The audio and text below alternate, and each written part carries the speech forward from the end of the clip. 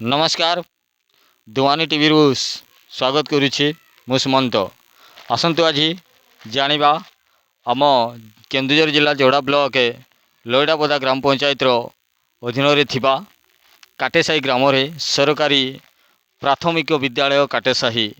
प्रथम श्रेणी रु पंचम श्रेणी जो पर्यंत रही जो स्कूल सरकारी विद्यालय को आमे आज ताहार जो असुविधा रही से असुविधा को आपण मान सम्मुख को आम आने चेष्टा करूँ जहाँ स्थापित हो 1974 मसीहा जहाँ सर्वप्रथम आम ओडिशा रे महिला जो रही मुख्यमंत्री सर्वप्रथम महिला मुख्यमंत्री जो रही नंदिनी शतपथी जहाँकर समय रे ए स्कूल को निर्माण करा जाइथिला। तेणु से समय आज पर्यंत ए स्कूल को सेमिति ही रही जहाँ कि प्रथम रु पंचम श्रेणी पर्यंत पिला माने पाठ पढ़ुचंती एवं स्कूल सार मध्य अछंती। आमे देखिबा निश्चित भाव में काटेसाही प्राथमिक विद्यालय जहाँ लिखा जाइछि स्थापित 1974 मसीहा से समय रु ए पर्यंत ए स्कूल चलुछि एवं देखिबा जदि आमे कहिबा ए स्कूल को निर्माण करबा पई अनेक थर स्कूल शिक्षक ग्रामवासी ए अंचल रे थिबा अनेक लोक मानकर सहयोग रे स्कूल को नूतन भाव में निर्माण करबा पई सरकार को मध्य अनेक थर से माने देइथिले लिखित आकार रे अभियोग करथिले स्कूल को निर्माण करबा पई। यदि आमे देखिबा स्कूल रे किपरि भाव में स्कूल को किपरि भाव में तार जो रही ऊपर छात रही से छात को गड़ी पड़ुछि एवं पानी मध्य गड़ुछि वर्षा दिन में किपरि भाव में पिला मानकर पाठ पढ़ा एठी हेबो ताहार से मध्य नहीं कि सब प्रश्न उठुछि।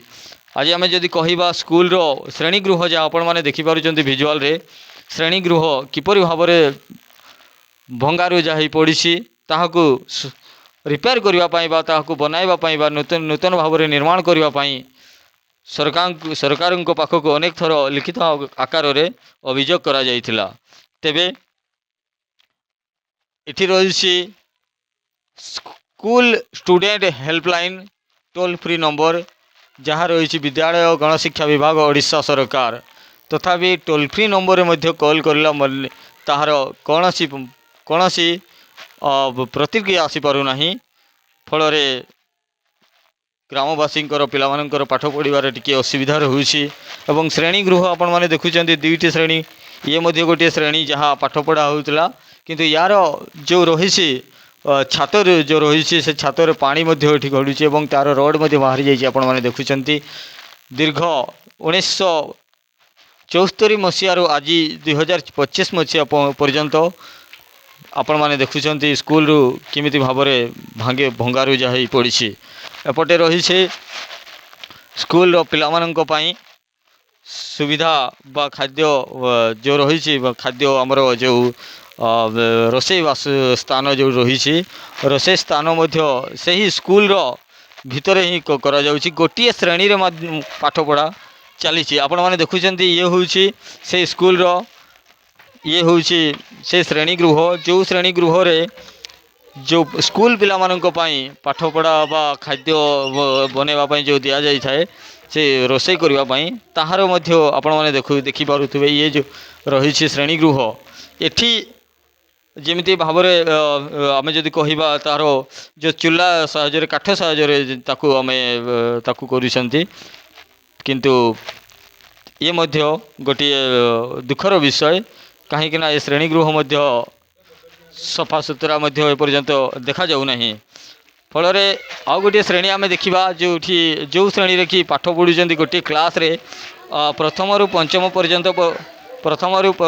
पर्यंत जो पिला माने पाठ पढ़ुं से पिला माने गोटे क्लास रे